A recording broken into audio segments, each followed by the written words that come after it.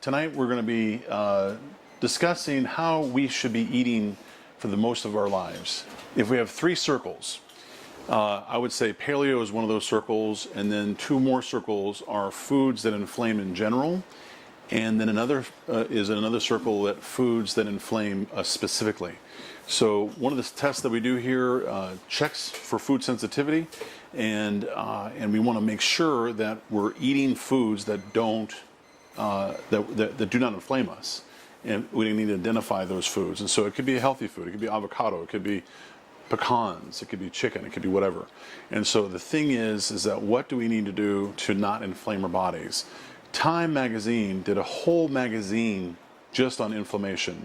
And that's what's happening with us basically as a society. We're cooking ourselves from the inside out, whether it's through our food, through things called trans fat, through attacks, all those attacks on our system, viruses, bacteria, molds, those different things cause us to have an inflammation response. And sugar does that also. So there's lots of different things that actually cause inflammation in the body.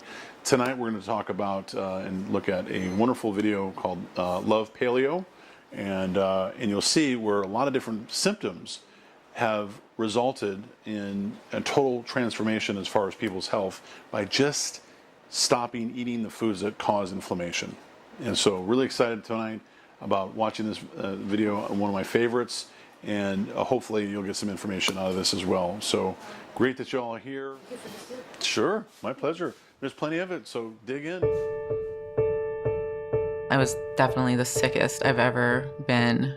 I just felt horrible, but did it for so long that I forgot how bad I actually felt and how it felt to feel good. None of us in the family was healthy. I had come to just really live with it.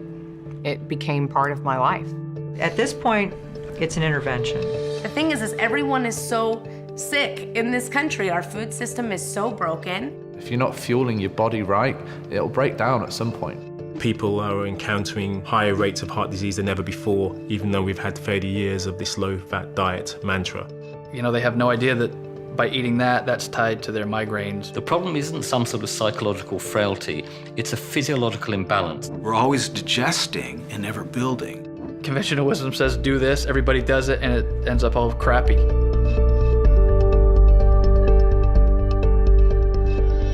You have to be able to recognize when the government and the corporations and the institutions in society are lying to you. The numbers of people that are sick because they've been lied to. This type of inflammation leads to a whole host of modern lifestyle diseases, from heart disease, strokes, diabetes, cancer.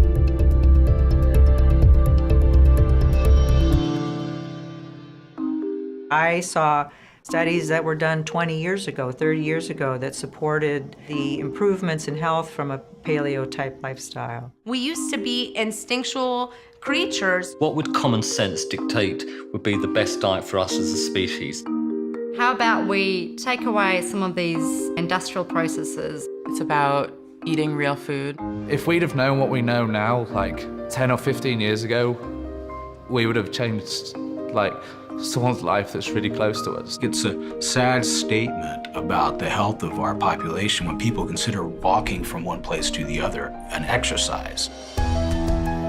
Within 3 weeks, I felt amazing. And my doctor always tells me that I'm in excellent health. I would never go back to my former lifestyle. I am just someone who loves butter. When I talk to people about what I eat, they get surprised that I look the way that I look. People overcomplicate things.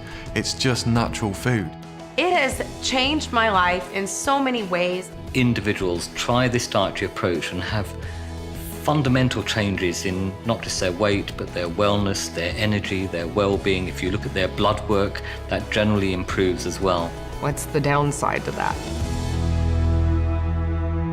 In all my time as a practicing doctor, I don't think I've seen anything that comes as close to it as this.